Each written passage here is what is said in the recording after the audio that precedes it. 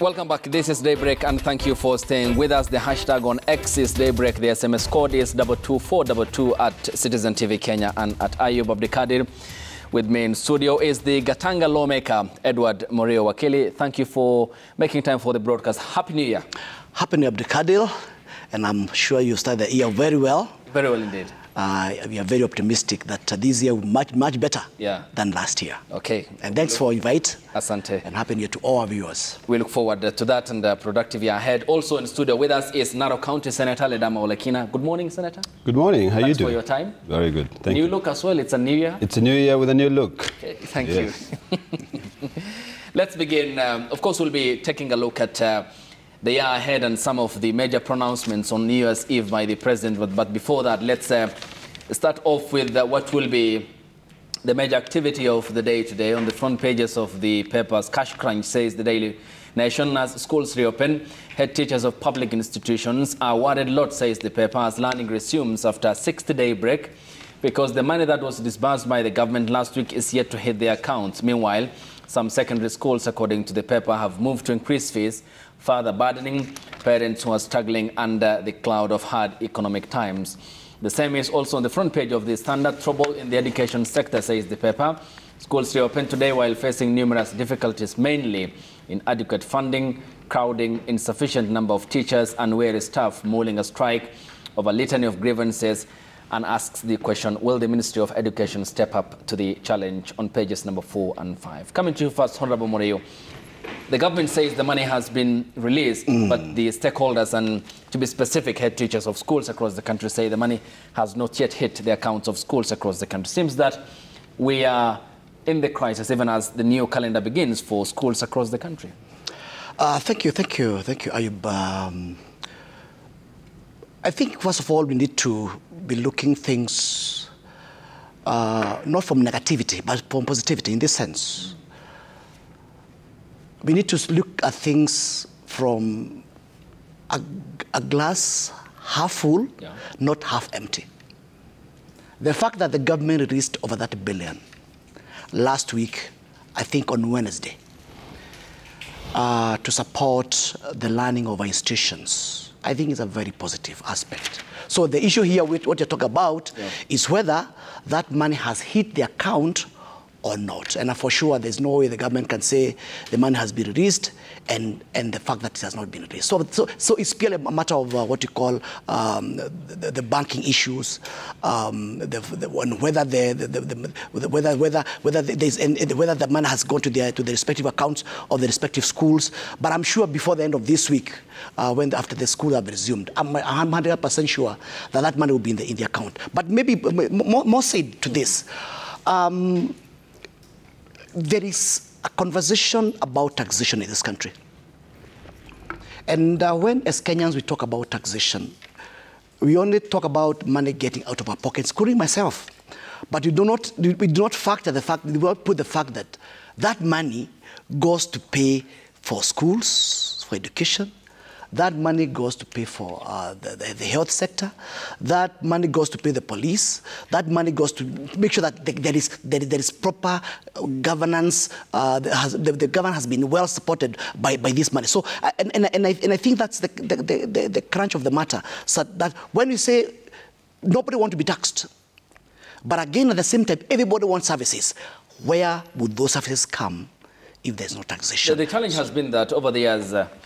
The constant factor in Kenya's post-independent years has been that the Kenyan people have paid their fair share of the pie and have paid their taxes.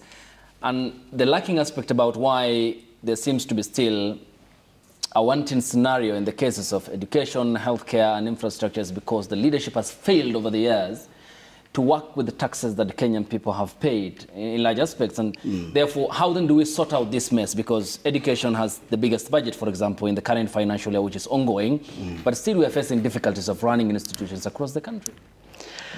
Let me give you a snippet of our national economy.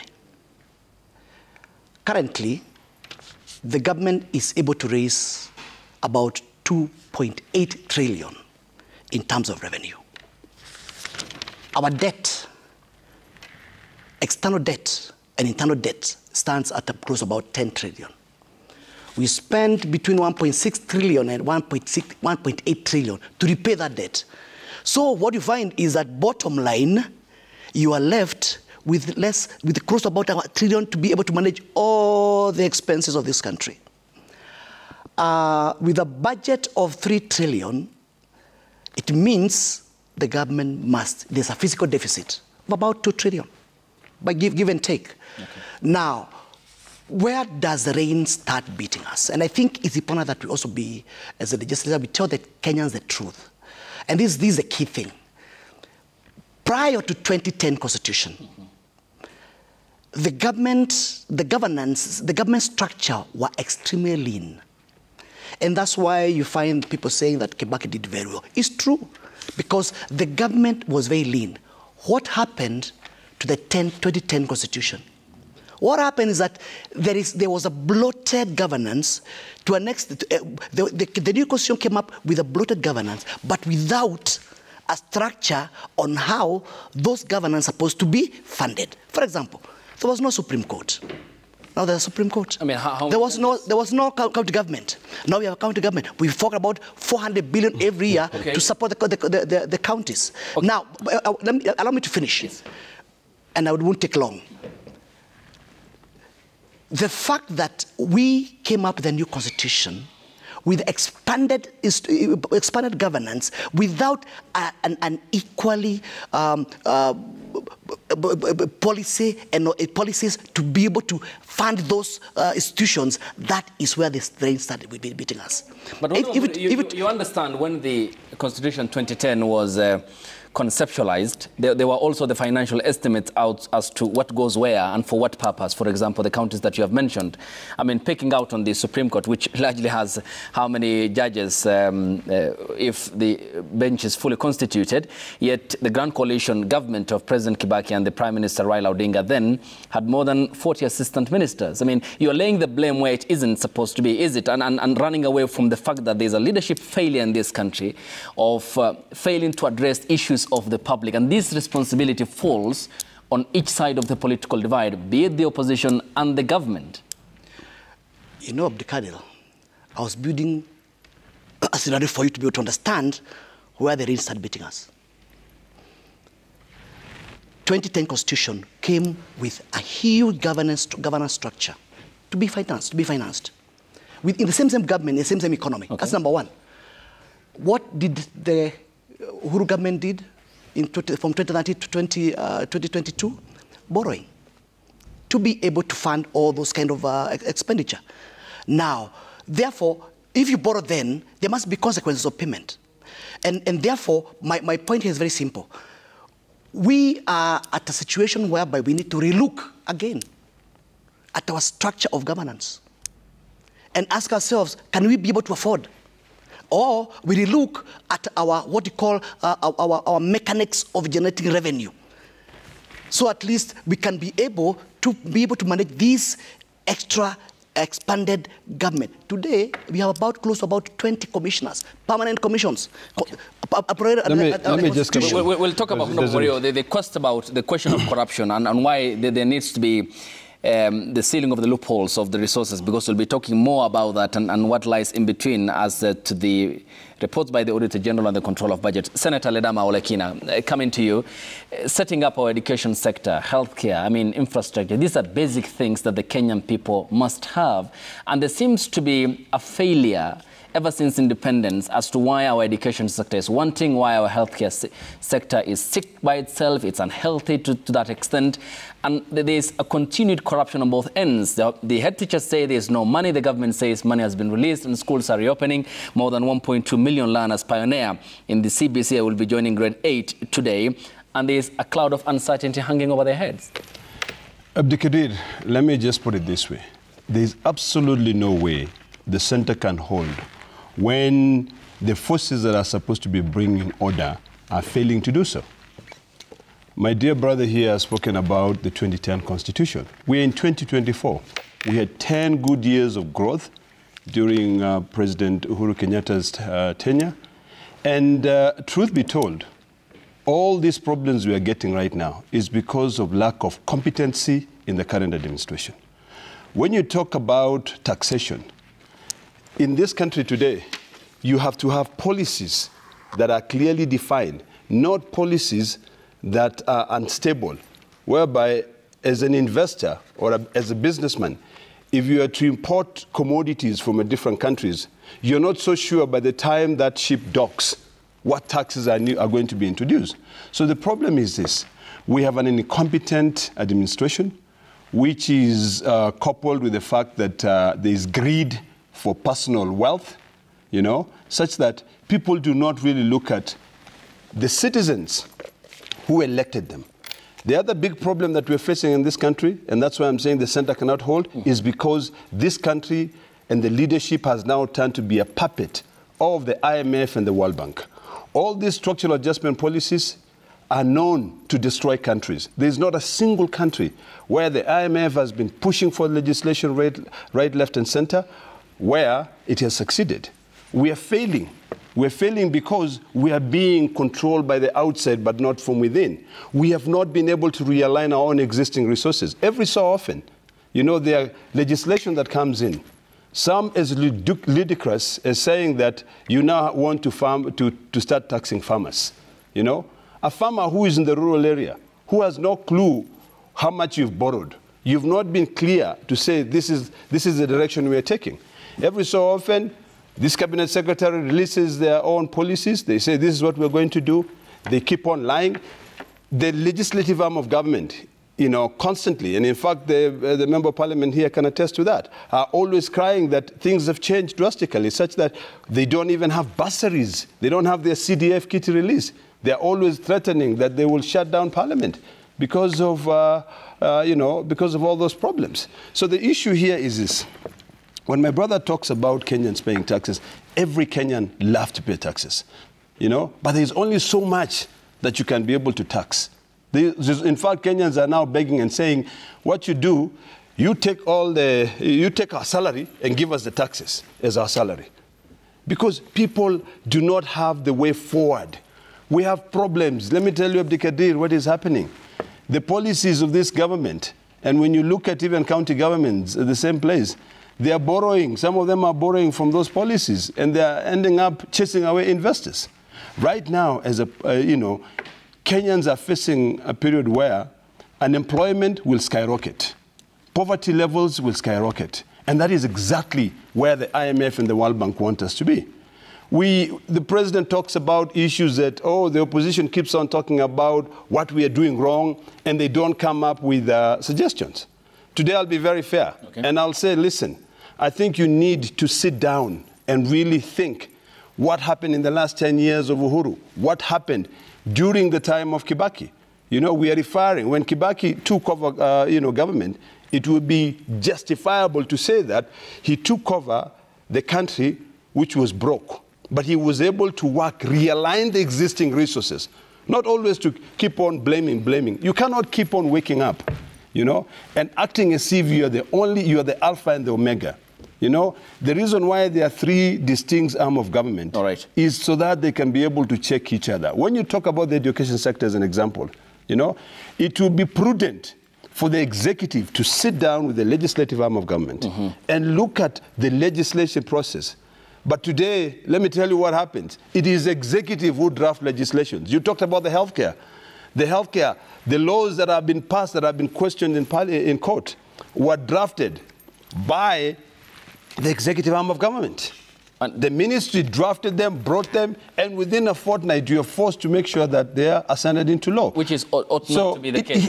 It ought not to be the case. Then why is problem? Why is Parliament absent? I'll tell you why. It is because the current administration has managed to really muscles, you know, its way through the legislative arm of government. You know, the Kenya Kwanza MPs, I can be very honest with you, and I want to be very fair, but be very factual as well. None of them actually read the legislative proposals. They just come and say, oh, tunapitisha. And then after that piece of law has been ascended into law, you know, or that bill has been ascended into law, they start asking, hey, na hii taxes zimekuwa mingi, na hii taxes zimekuwa mingi. They all now start saying, oh, this is a problem. Because what is happening is that there is something called unintended consequences. You might think that by raising taxes, you will collect more money. But what will happen is that people will lay off, employees. Okay. People will close businesses, So you really have to think and say, what has worked over the past 10 years, and what has not worked. We cannot continue thinking we are a fast developing country. No, we are not. We are still a country where, if you look at the gap between the rich and the poor, it's so wide.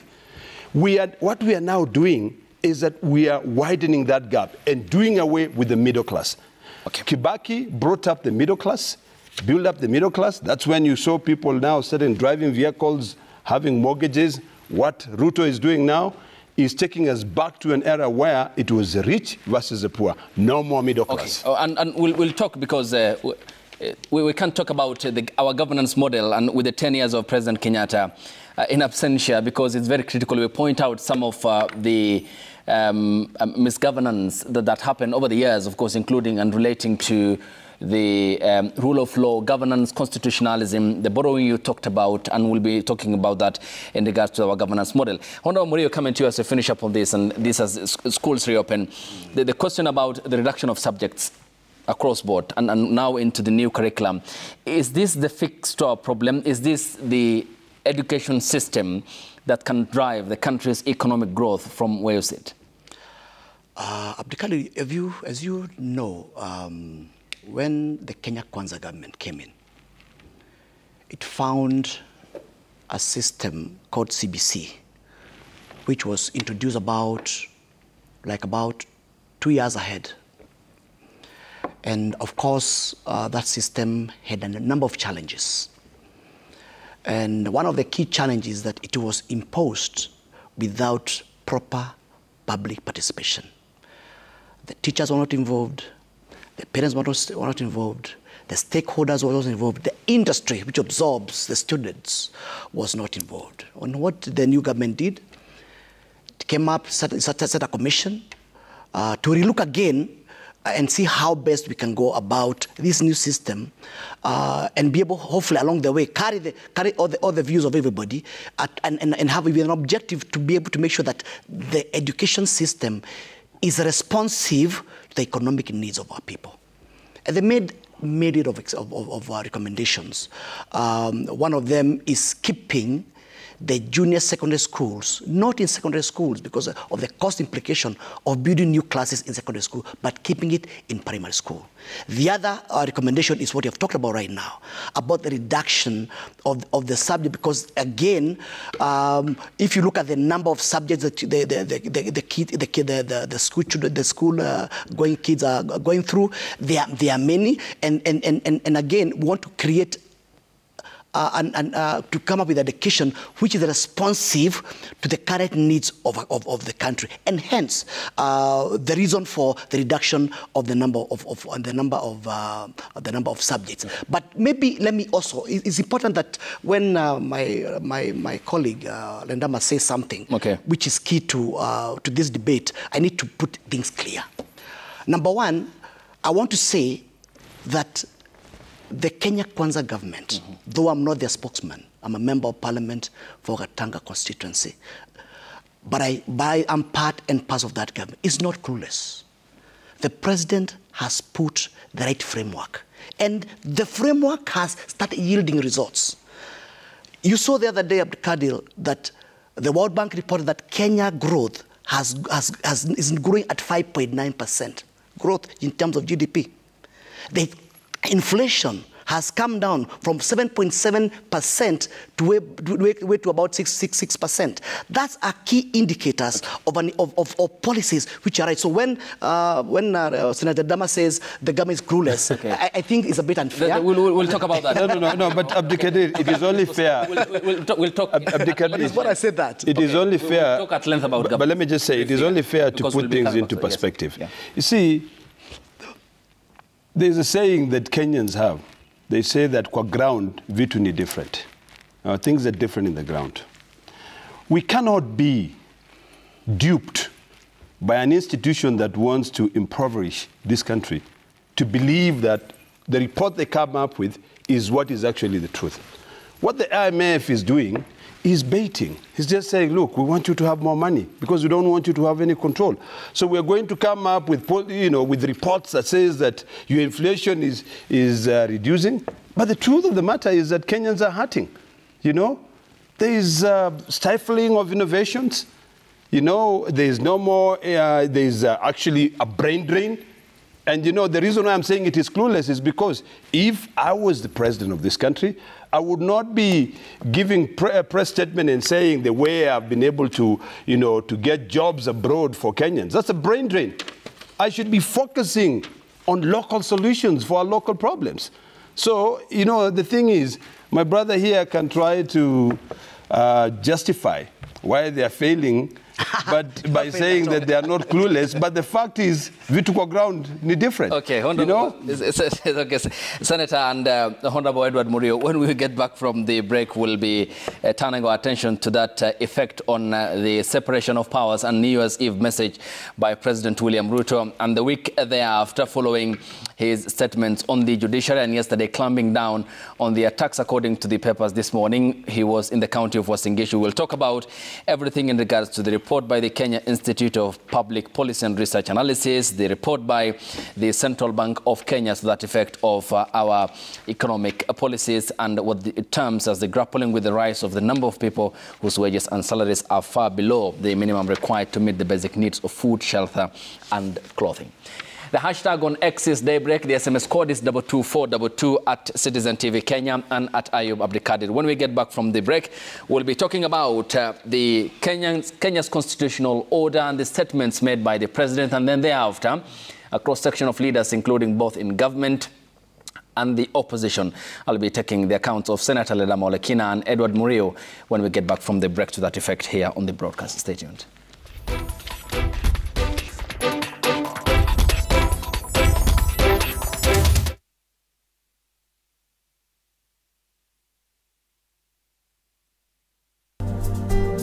Clean hands frequently with soap and clean water to avoid the spread of respiratory diseases such as coronavirus.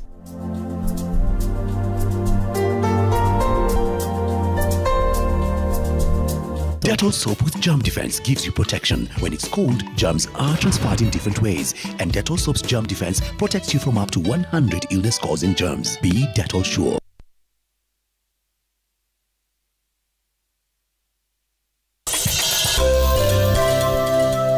Unaweza kuwa tuna nafasi yako kidogo kwa balcony na uproduce chakula yako. What do you expect from someone from the streets? Love all of a sudden that he amekuwa millionaire, huh?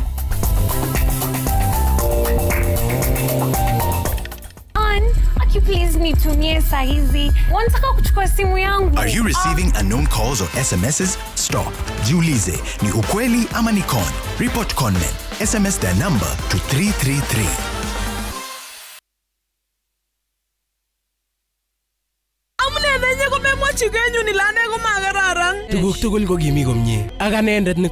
Is Kalenjin your language of the heart? Then we have a sweet surprise for you. Wow, Sobetab Thai, a story of two hearts bound by undeniable love. A story full of secrets and lies that unfold into unbearable pain. Mama chininye, mama charusin, ako mama chagai ngwangine. How far will you stretch for the one you secretly love? Watch this heart-throbbing story, Sobetab Thai, only on Viusasa.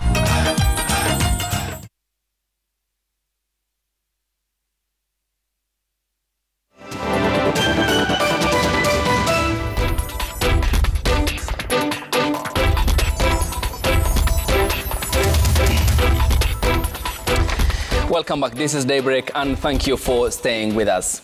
Another executive judiciary standoff is all but inevitable. On New Year's Eve, President William Ruto started off the year 2024 with what he called institutional independence that ought not to mutate into impunity and avoidance of accountability. We must, he went on, be cautious lest our pursuit of constitutionalism and obedience to the law turns into an empty ritual and hollow vanity. Well, ever since then, it's pretty hard to find reasons to be cheerful about the subsequent all-out war on our constitutional order and the separation of powers and the apparent intent to violate the clear blue water between the arms of government. Post-2010, the array of independent institutions born out of Katiba have been holding up under enormous pressure. List to point out a call to suspend Kenya's constitution in 2017 and the ethnic labeling of a judge of the High Court the same year. The apparent lacking paradigm shift from the old order also reflects a similar culture in earlier post-colonial years. In 1968, founding President Jomo Kenyatta fired then Chief Justice Dennis Farrell for reducing a sentence handed to Bildad Kagia from 1 year to 6 months. Mzee Kenyatta did so did Presidents Moi, Kibaki and Kenyatta Jr., though in varying scales. So more than 13 years since the promulgation of the Constitution, is Kenya's political elite intentional about living by the principles of good governance and constitutionalism? Let's now turn our attention to the happenstances ever since New Year. Coming to you, Senator Ledama Olekina. What do you make of the statement by the government on the judiciary and the apparent all-out war against what they term as people who on one end are litigants and enemy of the people, and what they say are corrupt elements within the third arm of the government? I think it was actually absolutely distasteful. And I say that because it is important for Kenyans to understand the importance of separation of powers and a check and balance system. If you have one arm of government which seems to topple on all the other two arms of government, there's a risk of abuse of power, there's a risk of lack of accountability, you know, and also there's also a huge risk of promoting a situation where individuals' rights are not protected in this country. Earlier on, I alluded to the fact that today, the legislative arm of government has got no powers at all. We do not dictate even when we are drafting legislation. That law is already the only one which is taken into consideration are legislations that are drafted by the executive. The only arm of government that we had left to be able to guarantee individuals' rights in this country was the judiciary. When the executive arm of government attacks the judiciary, then we are treading in very, very dangerous grounds. And it is a bit hypocritical for the president to say that on the first day when he took office, that he will ensure that he supports the judiciary. You know, in fact, he started by actually even doing what? Swearing in the judges. Swearing in the judges, you know, which, you know, of course, a lot of us thought it's actually a good thing to do because the judges are the ones who, there's the JSC that promoted those people. But then later on to come in and say that the judiciary is rogue. Just because the judiciary is trying to ensure a due process of the law is followed, it's actually very, very, very dangerous. And my plea, because sometimes when you see things are going so bad and you try to come in vigorously and attack, the people who will end up suffering are Kenyans. Because corruption is rampant. It is rampant in national government. It is rampant in county governments. And let me tell you something which you do not know, and what Kenyans don't know, is that every piece of legislation which is drafted, and particularly legislation that are fronted by the executive, are normally sponsored by businesses outside the three arms of governments. If you look at, for instance, the housing levy, you know, that one, there are business people out there who are aligned to politicians who call the shots in this country, who would be like, if you put this clause, we'll end up making billions of shillings. And that's what happens. I mean, then so the truth be told, what's the essence of having a government? And these statements that we don't give up. We continue fighting. I mean, this would be the third liberation. Call it whatever you want to call it. Because one thing people need to remember is that we're not doing things because we live in this world forever. We're doing things for future. So we don't want the future generations to come back and say, Senator Ledama and my good friend, the Honorable Edward from Gatanga, you know, went to Parliament, lined their own pockets, and that is why we're suffering. Everything we do today, we must be feature-centric. And I want to plead to the executive arm of government to allow judiciary to do its work. I listen to my colleagues, making statements about how rogue the judiciary is. Okay. They forget, and some of them are actually advocates of the High Court. They are customers of that. They depend literally on what? On the judiciary for them to make their living. So my plea is this, because I completely detest, and I think it was in bad taste. And the international community is also very keen on this, because I know very well, and I've had a lot of chat with very senior American politicians, and what they said is that the reason why they supported this government was because the judiciary confirmed certain things. So now, if the judiciary has put you there, and they have said that you are the president, why would you then come back again and attack them? Why is it okay when it is something that is benefiting you? But if it is something that is questioning your move, let me ask you a question, a very simple question. Okay, but before you ask the question then, how then do you address the cross-cutting problem of both opposition and government attacking the judiciary? Listen, in this country, in this structure of governance, it is wrong to say that there's an opposition. Parliament is supposed to check the executive. But what is happening is that we've got this culture of not growing up intellectually and not thinking that, what is the reason? Why do we have three arms of government? Our presidential system of governance does not really envision a situation where we have an opposition. We have a majority and the minority side.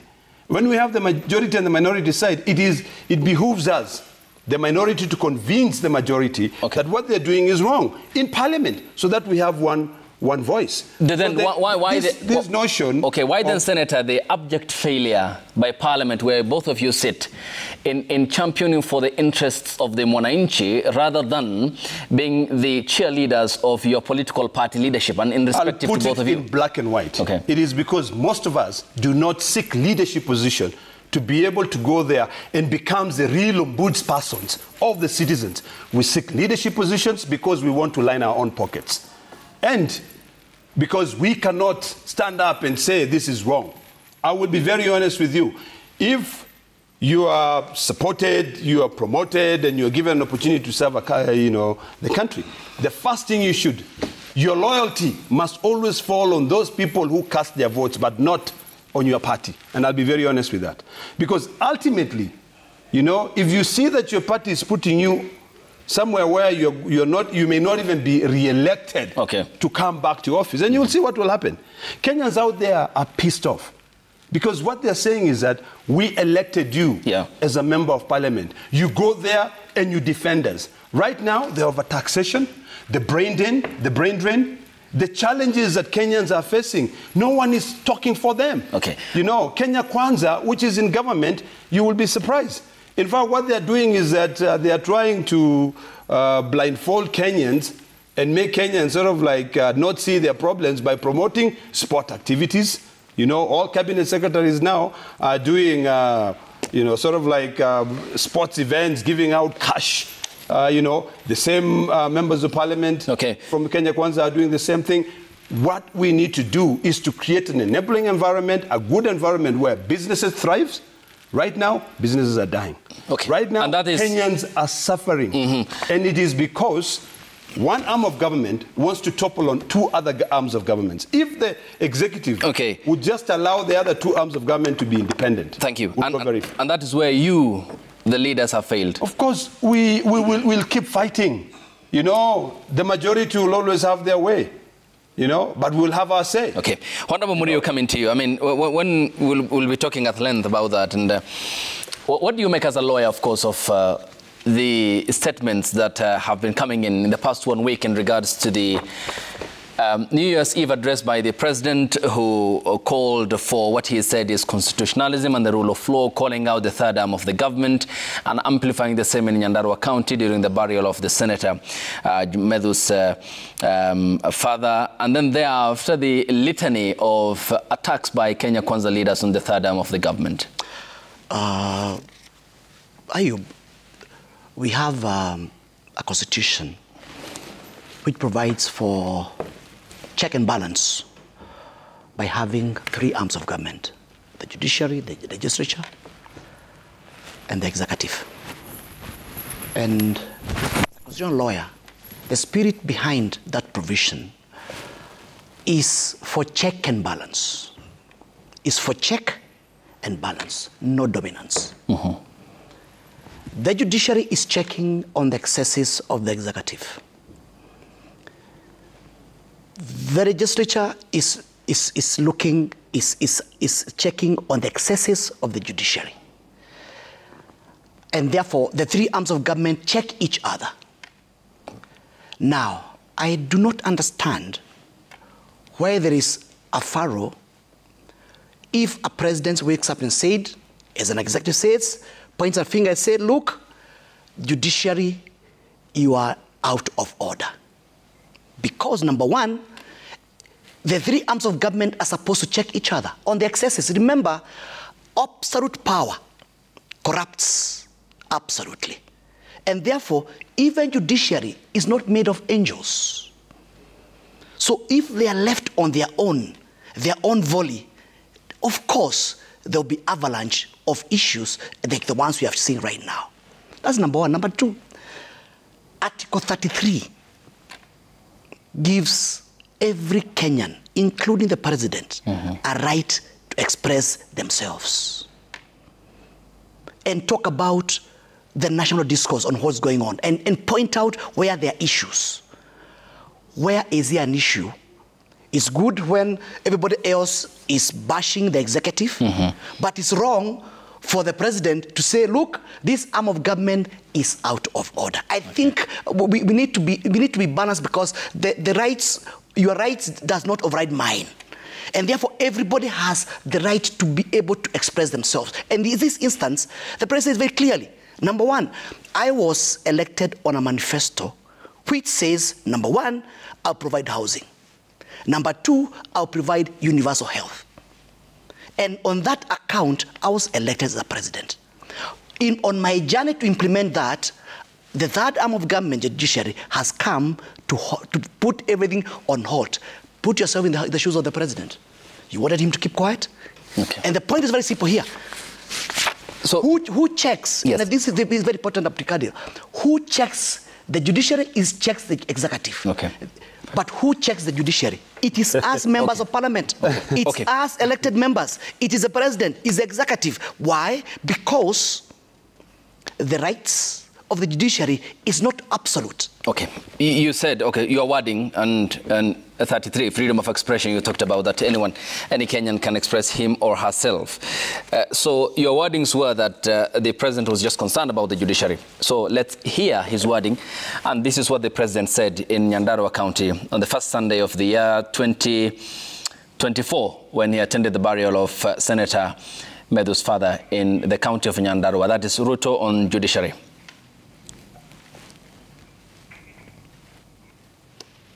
On the judiciary of this country. Ati watu wachache wawili watatu wameenda kotini, wakahongana kotini, mpango hiyo ikasimamishwa, barabara ikasimamishwa, universal health coverage inasimamishwa, mambo ya housing inasimamishwa.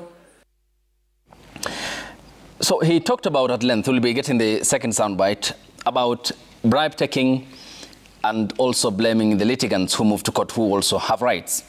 So where do you draw the line as a lawyer when someone moves to court and challenges a government, not Kenya Kwanza as such, but any government under our dispensation, and the bribery claims that were thereafter also amplified by Kenya Kwanza leaders, and yet you do understand as lawmakers that there is the provided for procedures, which is filing a complaint with the Judicial Service Commission, then thereafter, if proven, then the allegations and action can be taken against a judge. Why not follow that process? What the president has done is to come up with a national discourse, a national conversation. A national conversation. In particular, on the integrity of our judges. You saw the other day, Parliament passed a finance bill, and Senate, where my brother sits, did the concurrence, and that bill went to court, and there was an injunction. It has never happened in any democratic country, whereby a legislature passes a certain bill, even before implementation, a court comes and holds it. What so where is the problem? Let me finish. Let me finish. Okay. What you do, let me finish. I'll hold him to account. I'll give you the time. Let him finish. What you do, you allow the bills to go through, and then address the pieces of legislation which are unconstitutional. Which but bills you are you don't talking about? do what you call which are the bills? You don't do what you call omnibus. Which are the bills you're talking injunction. about, Honorable Murio? All right, the finance bill. 2024. 2024. It's now an act of parliament. It's now an act of parliament. We went to the Court of Appeal. It was set aside. All right. I'm just giving an example. Now, from where I sit as a member of parliament and as a constitutional lawyer, that is outer bias. How then? Explain to me. I mean, it's do you then mean? Okay. Do you then mean? Okay, Honorable, just hang on, because we need to be clear about the discourse and have substantive discussion, so that I can also engage Senator Olekina. But he has talked for so long. Okay, allow me also to explain. I'll give you the time. I don't know where you're cutting me short. I'm trying to explain. The reason as to why is I want to seek answers and clarity as to some of the issues that you have raised, and I'll give you the ample time so that you can execute and make your submissions. The point is then, Honorable Murio, are you saying that because of an initiation of a bill, for example, or any government bill for that matter, someone, if objected, can't move to court to seek redress? I've said very clearly, and I just want to repeat again. We are in a democratic situation whereby the three arms of government check on each other. All right?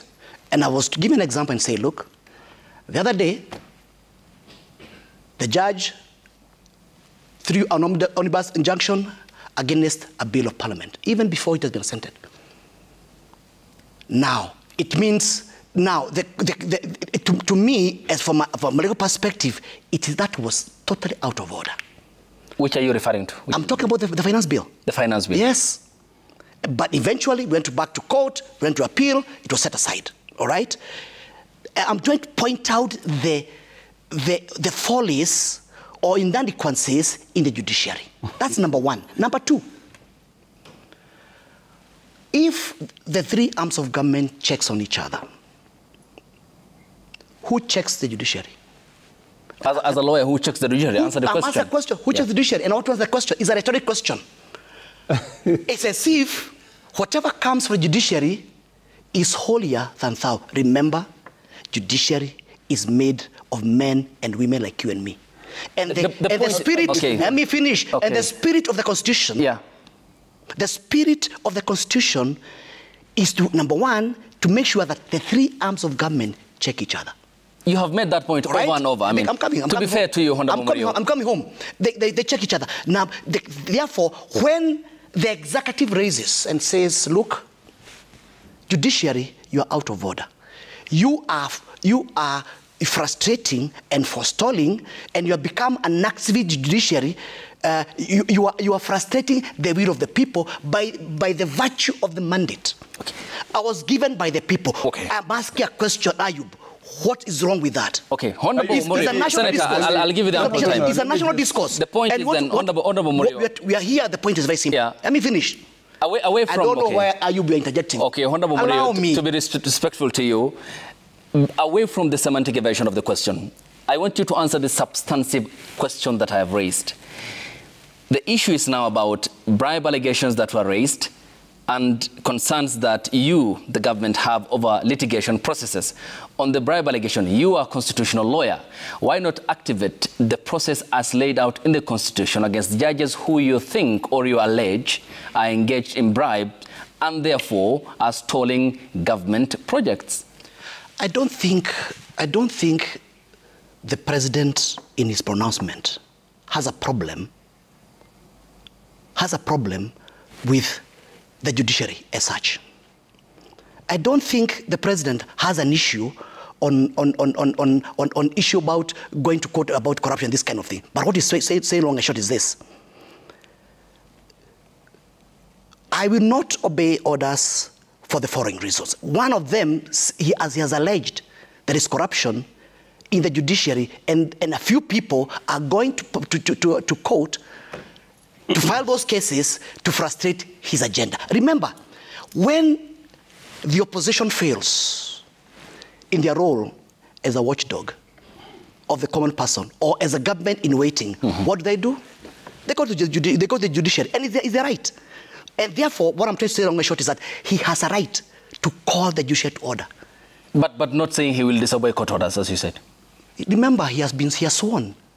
You just talked about disobeying court orders. Yeah. Under the Constitution. Yes, you just talked about disobeying court orders. Is that, as per constitutional law, is that the right way to go? He has made a statement. Okay. And I'm trying to look to give you the conjecture under which he says, if the judiciary, he says the reason why the judges are forestalling his agenda is because they've been bribed. It's a statement. Okay. It's a statement. Listen, you know, it is actually very painful to sit here and listen to things which do not make sense. Let me try and educate my brother here. First of all, the Senate of the Republic of Kenya do not give concurrence to the finance bill. The finance bill is the work of the National Assembly. We do not even look at the finance bill. Number two, my brother here has said that it is wrong for the judiciary to give an omnibus injunction. Let me educate him again. The finance bill affects various pieces of legislations. It affects the Housing Act. It affects so many acts. So the judiciary, whose power is the power of mercy, have got every right to be able to interrogate any complaint which is brought before them, and they give conservatory orders if they are sought. And I think as a constitutional lawyer, he ought to know that. Number two, the three arms of governments each have its own role. The legislative arm of government has the power of the past, the money. We are the ones who have the power to give the money. The judiciary has the power of mercy. The executive has the power of the sword to implement the money that we give. But now, things are turning out the opposite. Every so often, you will hear the president going around saying, I've given this money, I've given me. No, we are the ones who divide the money. In fact, the only role that the Senate plays is when it comes to the issue of division of revenue, where we divide the money between the two levels of government. So it is wrong. And I think it is important to go back and really try to interrogate your question. And I'm not going to waste a lot of time trying to justify what is not there. But I think it is important for us to look at the question. Is it in order for the president to go out and castigate, you know, and tell the judiciary that you're rogue when the judiciary, the Constitution, which my dear friend here so defend, as an advocate of the High Court, has given the judiciary the power of mercy for them to look at it. Final orders are given. Every so often, you'll hear the president saying that if you have a problem, go to court. You know, we have all different levels of courts. My brother here said that he puts a rhetorical question, which I think it's actually just a question which is of a nuance, is that who checks the judiciary?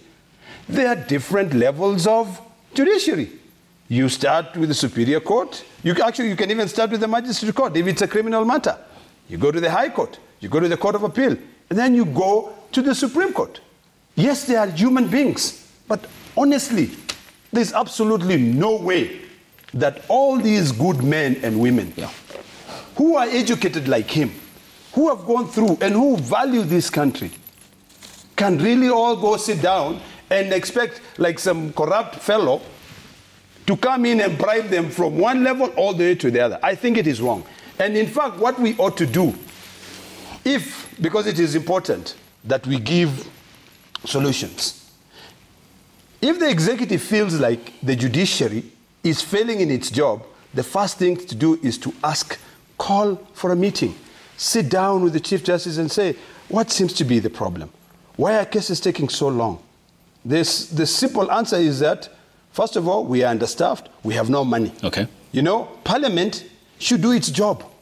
You know, and the executive should not have really that power to topple over all these two other arms of government. Release the money to the judiciary and then agree. Sit down. In fact, you know, the two speakers of the House, the Chief Justice, you know, and the President should sit down and say, okay, since we have these issues, because it is wrong for someone to say, you're trying to derail my agenda.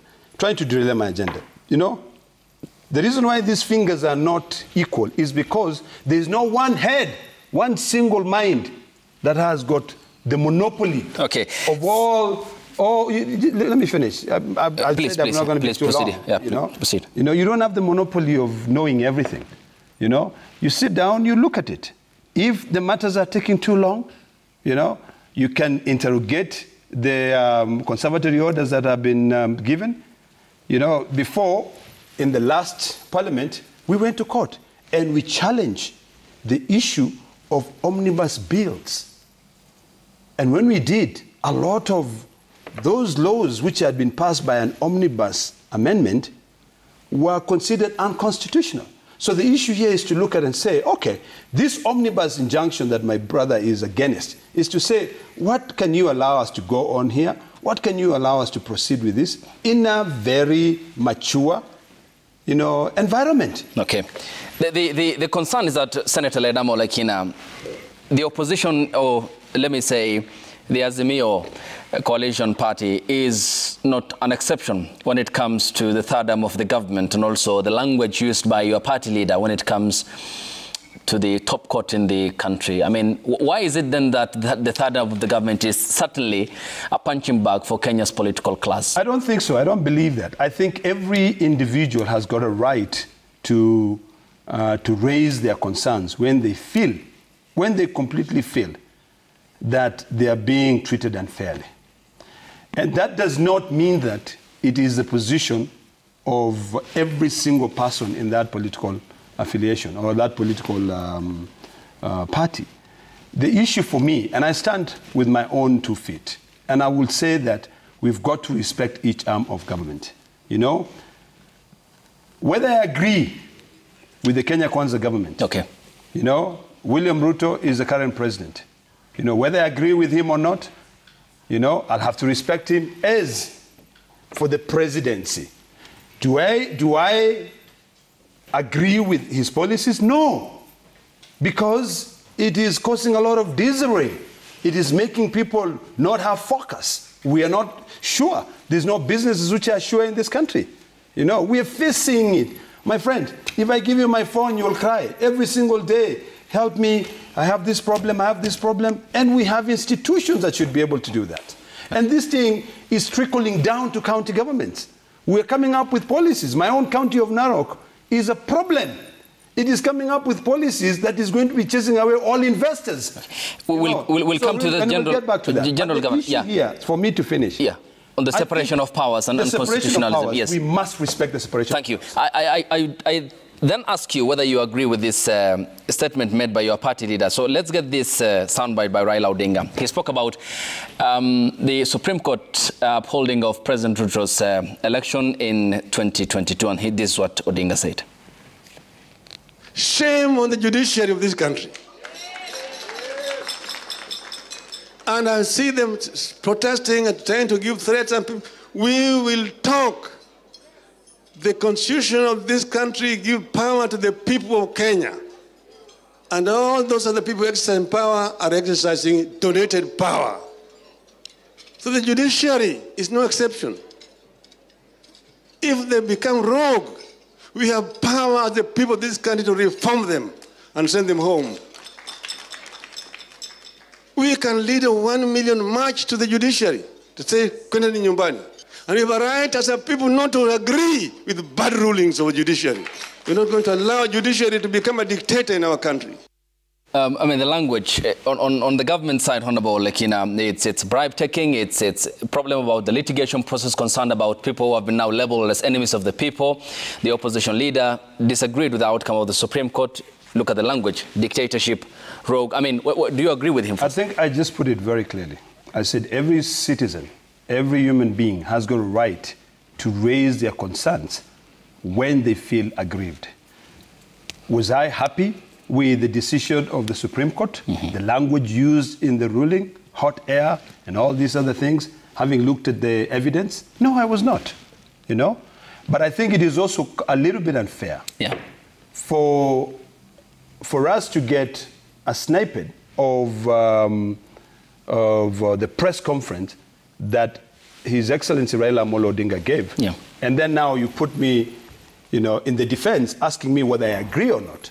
I think the most important thing is to put it into context and say, these were the issues that were concerned. You know, when His Excellency Raila Amolo Odinga spoke on that particular day, if I remember very well, there were rulings which were not really adding up. You see, when you read a decision or a judgment, you will follow all the way to the end. And even before you get to the end, as somebody who has gone to school, you'll be able to know the outcome. But when the outcome suddenly changes, then you are concerned, you're left.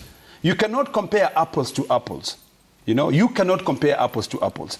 The language used... Yes, was the language right? The language used by the man on the hill is that it is corrupt, meaning either he witnessed them being given money, being bribed, you know. The language used by His Excellency Raila Amolo Odinga, rogue, you know, dictatorship. You know, it's dictatorship is maybe because of when he read the decision and then the final outcome, when it doesn't fit, he was comparing apples to apples, and they are not apples to apples, it's apples and bananas. So it's a bit, and I think it will only be fair. You know, for me, when I think that I have been treated unfairly, I have a right to complain. Okay, well, right to complain, but the language of the leaders is important, is it? Therefore, is it right for him to call the judiciary rogue? It is absolutely important, but I want to reiterate on what Raila said. Raila said that the powers of the judiciary have been donated by the people. And when the people feel aggrieved, they have a right to recall. I don't think there's anything wrong with that. You know, if you read your constitution clearly, you will see that the people are the ones who donate powers. Even for me now to be in parliament, it is the people who have elected me. They have donated their powers to me. If they feel like I'm not doing their job, they have a right to recall me. And the constitutional order that the people voted for, Honorable Ledamo Olekina, Senator, you'll agree with me here, because the point as to why I brought that up is the essence of the judiciary now becoming a swinging pendulum, more or less, for Kenya's political class. The Kenyan people, donated power. It's more or less you exercising power indirectly on behalf of the people of the Republic of Kenya, who supported a constitutional order that establishes the Judicial Service Commission, which then ought to be the next stage. If you have complaint against the judiciary, you're not comparing apples to apples. I've just been able to completely illustrate to you that the current executive has toppled over the two arms of government. Now, Ruto runs around and saying, I'm the one who is giving money. He's not the one who is giving money. It is Parliament that gives money. So if he cannot be able to, you can't compare the two. Raila is not in government. You know, William Ruto is currently the head of government. So, and he's toppling over the judiciary and he's toppling over the legislative arm of government. I'm not saying that the language is right, but the issue here is that who has got the power to be able to make sure that he stifle over the other arm of government? So really, you must compare apples to apples. Thank you. Yes, Honorable Muriu. Yeah, Abdikadir, you know, my colleague here is defending the undefendable. And if we can remain faithful to the wordings of the Constitution, this debate would have ended a long time ago. And since he has said he's going to educate me, I will educate him on the Constitution. It's important. I'm happy to learn more. And by the way, and it's good for him to know that I went to school with his older brother, Olekina. That's good, I'm glad. An accomplished lawyer. I'm glad. So I'll teach you law. Now, my point is very simple. I'll teach you legislation. Go on. The point is very simple. If we can remain faithful to the wordings of the Constitution, my friend, colleague, Olekina, will not have found himself in the situation where he is right now, trying to defend Raila Odinga for 5 minutes. And it's very simple. Raila has a right to call the judiciary to order. If he finds that the judiciary is going against the popular mandate of the people. In the same analogy, in the same breath, President William Samoei Ruto has a right under Article 33 to call the judiciary to order if it is going against the will of the people. And I give a very simple example. And I'm happy that my colleague Dama has talked about the challenges which he's getting from people. Myself, every day, hundreds and hundreds of Okatang constituents ask for money to support the health bills. Bodies are held up in mortuaries. Somebody has been treated, he's well, but cannot leave hospital because he has a bill. Now, the president comes in with a policy and a bill on universal health, whereby every Kenyan forks 300 shillings and you can go and be treated any disease from diabetes, hypertension, whatever it is. And what happens? Someone goes to court and it says, instead of saving lives of Kenyans, Kenyans die. William Samoei Ruto has a right to say, look, you're out of order. Even before you can look at the Act of Parliament, before you can look at the legislation, even before you look at the Constitution, what is the will of the people? What's the will of the people? Okay. When he's out there saving lives, somebody somewhere say, no, you can't save life, let people die. Okay. The president has the right to raise that issue. Thank you. Allow me to hold him to account. No, let me just hold him briefly. Account, because it is me that he was trying to school. But I don't think he's competent enough to school me. Because the same Article 33 has got limitation. Your rights end where mine begins. Those men and women, I think he needs to read back his constitution. You know, the problem with people who went to school a long time ago do not keep a breath of the new things that are changing. The constitution, us guys, we read it on a daily basis. He probably he read it a long time ago because he forgot to say that the same act, Article 33, and I invite Kenyans to go and read. It is quite clear. It talks about limitation when it comes to vilification, incitement. The words of William Ruto were insightful. You cannot say that I will disobey this court order, because what will happen is that if there's something called, and I'll educate him on that, the thin line between the master and the slave, the thin line between the leader and the follower. On this case, when the person who is supposed to be the leader of a nation says, I will disobey court orders, don't you think that the followers will follow? His right ends where the rights of the men and women, distinguished men and women, who serve in the judiciary, where their right starts. They are also human beings. You cannot come in and say, you have bribed me when you have not. Show proof. You cannot. It is completely detestful and shameful for a leader of a nation, of a democratic nation. And, and that's why sometimes I say, some of the things that we say, we really need to think. We have to be careful what we preach on the side of the street versus the whole image. Everybody is now looking up to William Ruto to hold this country together, to bring the judiciary and the legislative arm of government in a position where it helps the Wanjikos, not the other way around. So my brother here cannot tell me that he wants to school me on things that he doesn't even understand. So really, I want to take you back to school. I think you should go back to law school and learn more about rights. So it's Raila's right, not Ruto's right. Listen. To bash the judiciary. Which is which? I mean, both of you belong to... Me, no. I am talking about... Raila has a right to bash the judiciary. He just said... But not Ruto. Right? That's what he's trying to say. No, I didn't say that. And that's why I told him you need to remain faithful to Article 33. Let him finish. Let him respond. I will remain faithful to Article 33. But I'm also alive to the fact that it has got limitations. So, and this issue has got consequences. There's something called direct consequences and unintended consequences. You'll find people disobeying court orders. And they so do.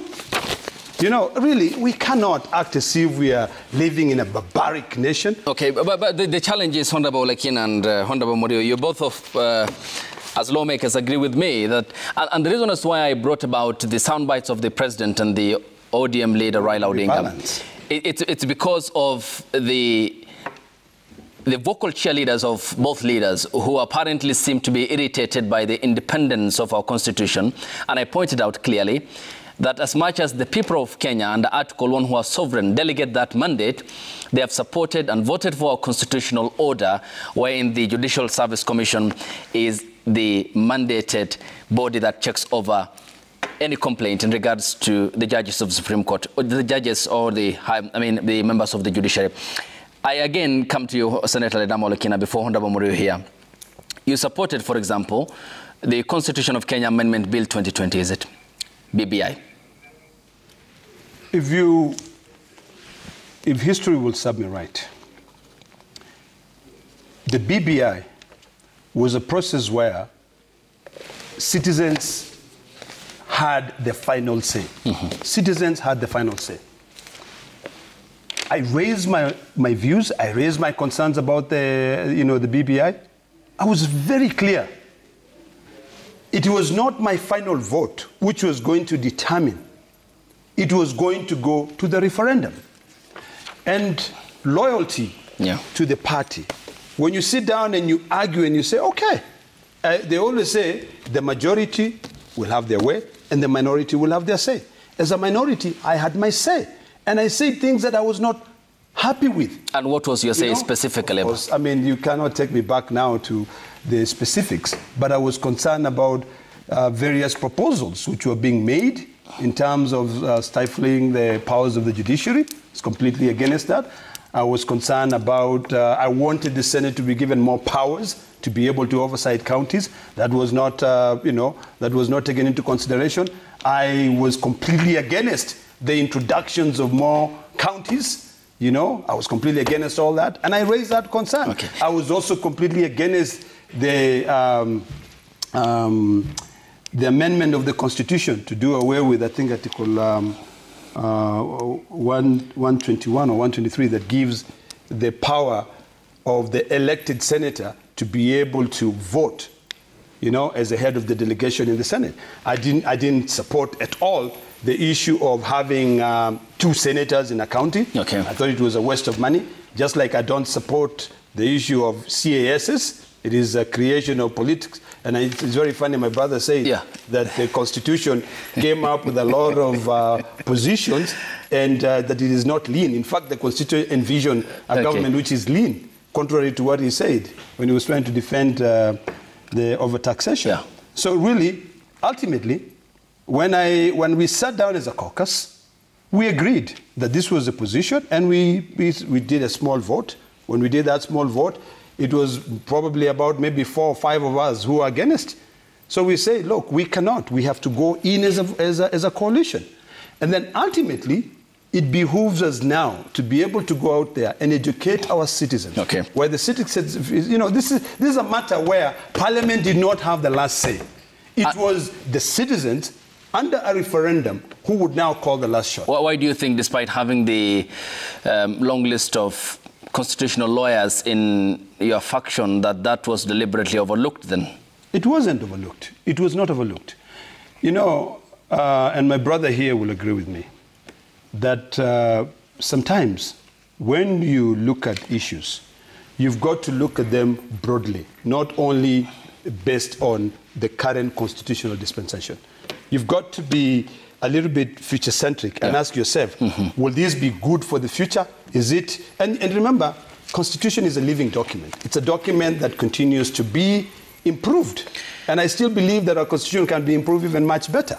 So really, I don't think your question is either here or there. Well, it is. Why I point out that is, why I brought out that subject is it's key because if you look at the rulings by the court that declared the Constitution of Kenya Amendment Bill 2020 unconstitutional, the President of the Court of Appeal He said this is no ordinary amendment, but a dismemberment of Kenya's constitution, inadequately involving the Kenyan people, initiated by the president, driven by the executive, facilitated by counties who are in mad rush to show party loyalty instead of involving the people. Ooh. The president hijacked the popular initiative, said the court route to amend the constitution from the ordinary citizens, and they concluded by saying that this constitution is transformative, it's not in dispute, but its implementation is in trouble. It again comes back to you, the politicians. Right, you're right. And I mean, ultimately... Yes, yes. Senator, hang on. Why I point that out yes. is you, Honorable Murio, and members of bicameral parliament, the executive,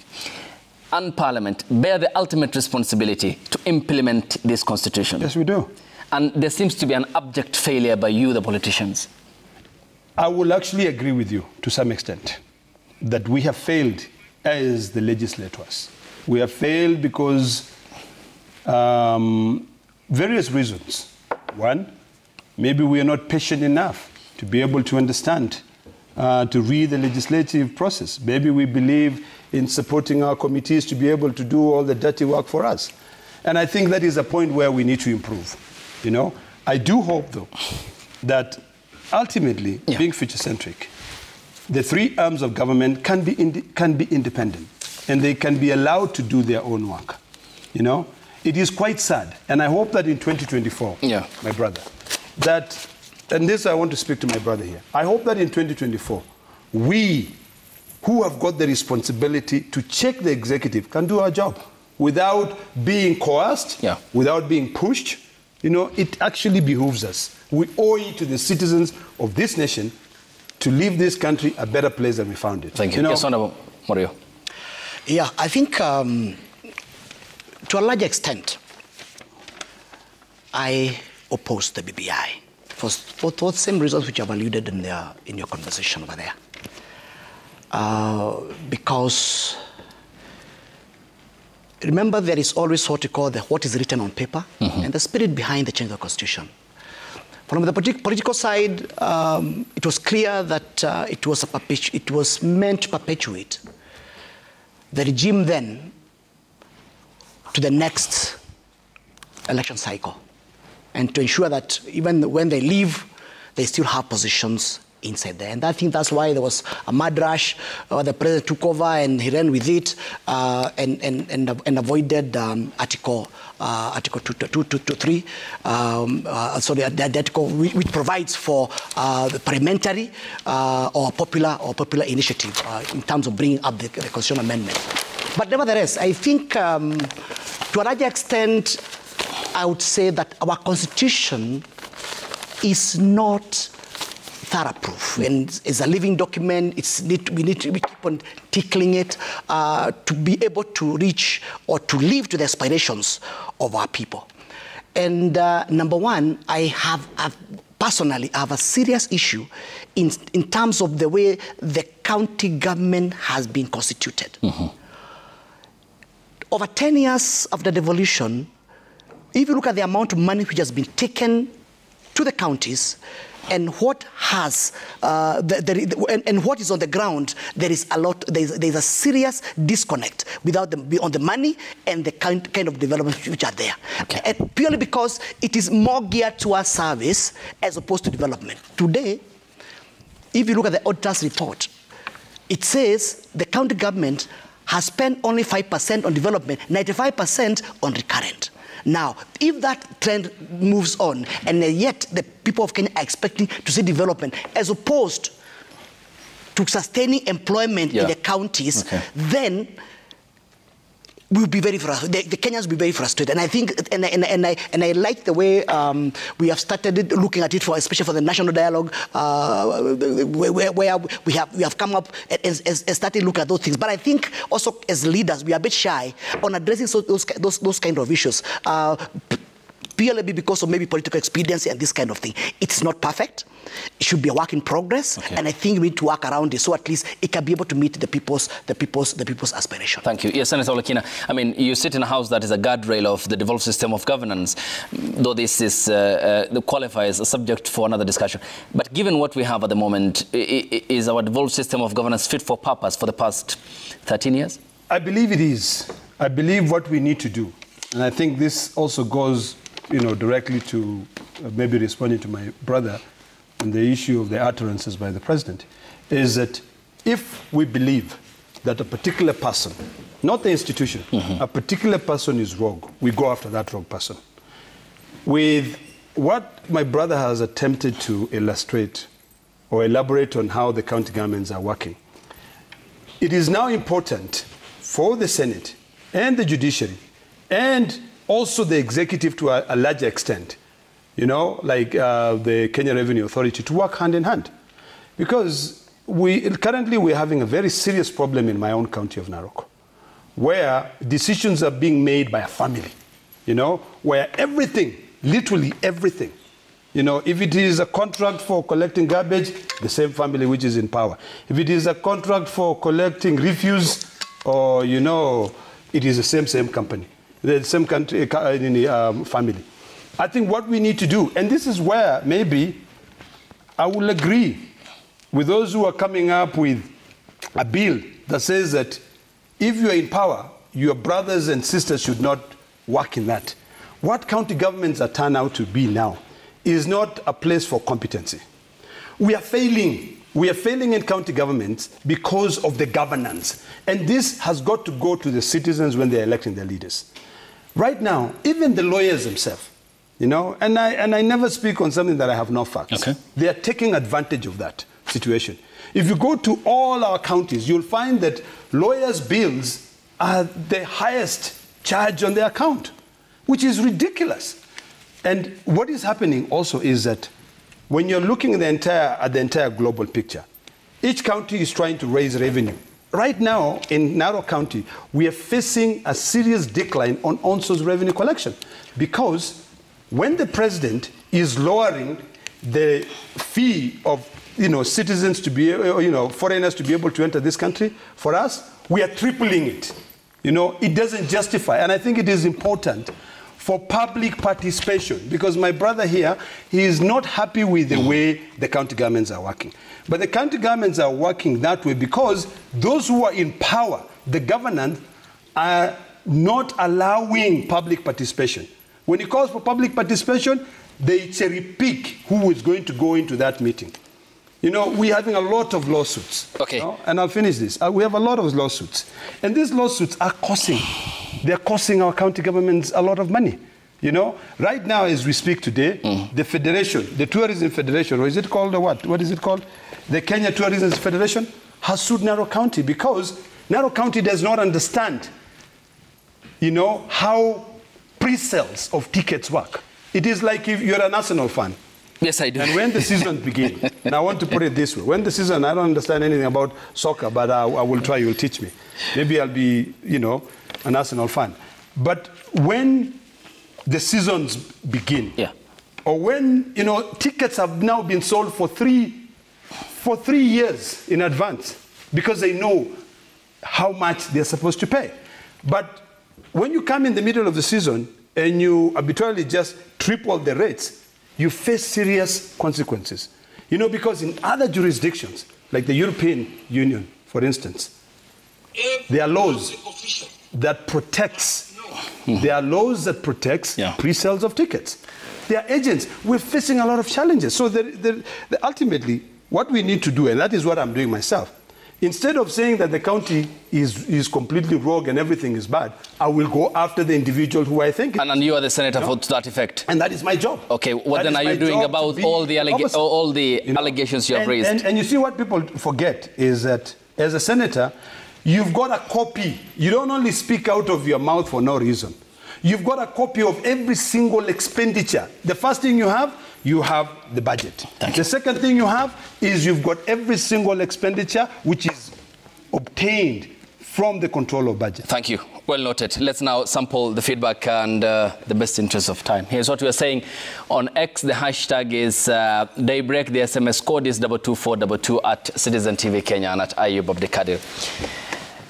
The first comes from Washika Ken. He says that the judiciary will always be a punching bag for the big boys since they operate above the law until and unless we re-engineer our values as a country, we shall always have the problem. We need to do better in terms of the separation of powers. Samuel Owa says that to a large extent, the judiciary is responsible for lots of trouble. In fact, the new generation judges are birds of same feather. The fundamental is the articulation of thought and its written presentation first before it is subject to discussion. Next is from Charlo Woodboy. He says that the housing levy is unconstitutional and should be scrapped. The president should not victimize the judiciary. We need to respect the rule of law in the country.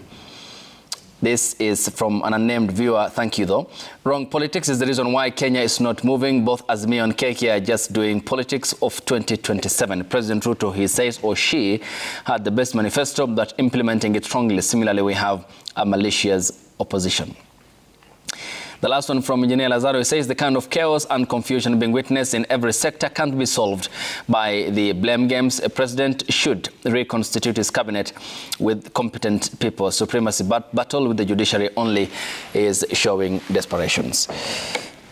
We thank you for your time, Senator Ledama Olekina, Narok County, and Honorable Edward Murio, the lawmaker representing Gatanga constituency, the county of Murang'a. Much appreciated. We look forward to more discussions and into the new year 2024. And thank you to you too for waking up with the broadcast and making time for the first show of the year 2024. Up next is Sporty Monday, more about Arteta, Arsenal, and the Emirates, whose armour seems to be, the armoury seems to be out of armour, and the decline outgunned Gunners. And the latest were Liverpool, who walked into the Emirates, but not alone. They did not walk alone, is it? Well, for Steve Shitera, the Blues and the Bridge, Pochettino and the Principals and the Revolution in West London, the hopes that he has will be up next on the broadcast for Fred Arocho and Zita Jimoy. It's all about the Reds and the Devils to some degree, who are finding the perfect footing at the Theatre of Dreams. And they are singing to some length about Glory, Glory Man United. But we are not sure about how far they can march on and on and on. All of that will be on and up here on the broadcast on the first show of Sporty Monday, the year 2024, with Isaac Swila and I, Arsenal fans disgruntled though. We'll see you tomorrow morning here on the broadcast. Good morning.